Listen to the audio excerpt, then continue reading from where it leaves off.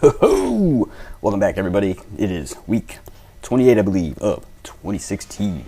And we are rocking into the 20 rep week on the main lifts of Saturday, Sunday, and Monday. And thus far, no problem. Been able to knock out 4 sets of 3, followed by 4 sets of 2 on all the main lifts. And that is excellent. And this week, past the 38 months until 40 marker. And if it seems like that this latest month went faster than usual, it kind of did from your perspective, because the last time we passed a month marker, which was 39, I was actually away, and then by the time I got back here and got a week's worth of footage and then got it posted to the YouTubes, it was pretty far past the actual time when we hit 39 until 40. So that explains why it seems like I'm getting old even faster than normal. As you may have expected, I did not gain the requisite 6 or 7 pounds I need to get actually onto the pace of 1 pound per month to get me to obesity by the time I turn 40. So this week I decided to move the calories up, starting next week I should say, another 5 grams of carbs per day. And if you guys are wondering why I don't just start shoving everything in my face that I possibly can because I want to get bigger, again, we're trying to maintain quality body weight gains, and another way of looking at the math that I like to use is looking at it in terms of a month. I just say 30 days is 1 month, and if you're trying to gain 1 pound of fat, that would be 3,500 calories divided by 30 days. You end up with about 117 extra calories per day for that to work out. On the other hand, if you're trying to gain a pound of muscle, remember that there's only approximately 150 grams of protein in a pound of muscle, the rest being water. And so that's a total of 600 calories, 150 grams times 4 for protein. And if you take 600 divided by 30, that is 20 calories per day. Thus, that is why I am going with the slower and steadier route, trying to maintain that quality obesity. We are currently in cycle 5 of 2016, and if everything goes to plan during a cycle, this is the week, it's week 4, where I should start to break some daily max PRs, and we are doing that this week, which is excellent. The following week, which is week 5 of the 6, basically every daily max should be a new PR. So far this week, we've got new PR daily maxes on the pause bench, pause squat, and the incline bench. And I think we're scheduled towards the end of the week to get a new daily max PR on the touch and go bench and the front squat, and possibly the just competition squat. Yeah, that's affirmative. I just checked my notes, and it's currently Tuesday, and I checked that tomorrow I am scheduled for a 2.5 pound PR on the squat. We got to do 320, which really shouldn't be a problem because 317 flew up, and Sunday is usually kind of dragging on Sundays.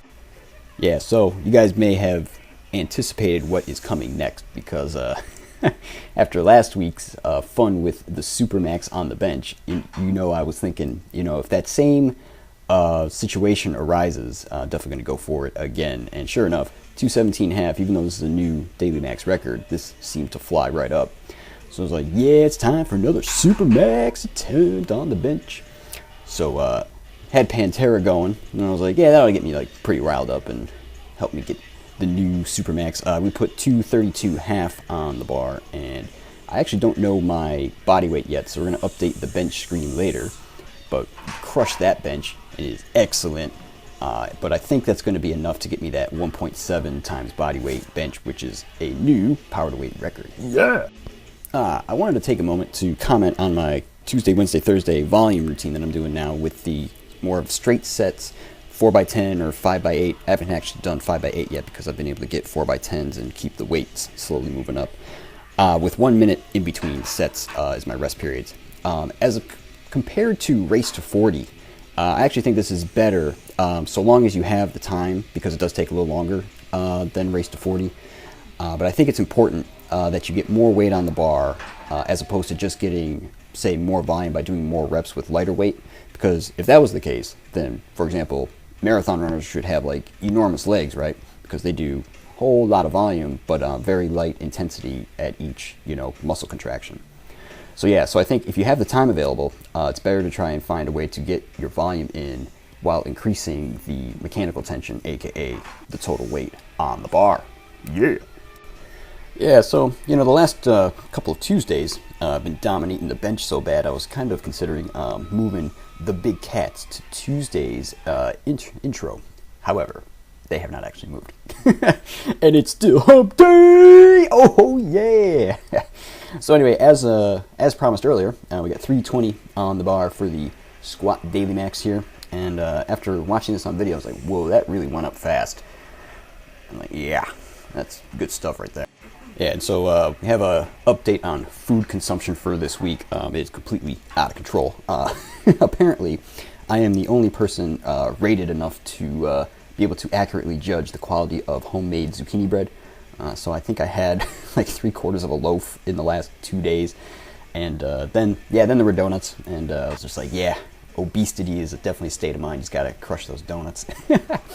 Yeah, one thing that I like to do with my diet, I'm not sure if anybody else is really going to be able to use this, but it's something I use. I have a setup where I can basically have individual items are just one individual macronutrient. So for example, I can have really lean protein, and it's basically all protein and like minimal fat and minimal carbohydrate. Same with carbohydrates. I eat like bananas, which are basically just pure carbs. White rice, it's basically pure carbs, at least the way I count it. And also with fat, I use a lot of added olive oil. So when I run into the situation like, where I have like 20 pounds of zucchini bread to eat, I'll just instantly, cut out chunk of carbs, chunk of fats, and just keep my protein the same. And that usually gives me like a ton of room in the calories to pound the bread like there's no tomorrow. Yeah, so that's pretty much going to do it for this week, everybody. Hope you enjoyed. I sure did, as usual. We're going to sign off with the Dodeca Mother. Signing off this piece. You guys take care.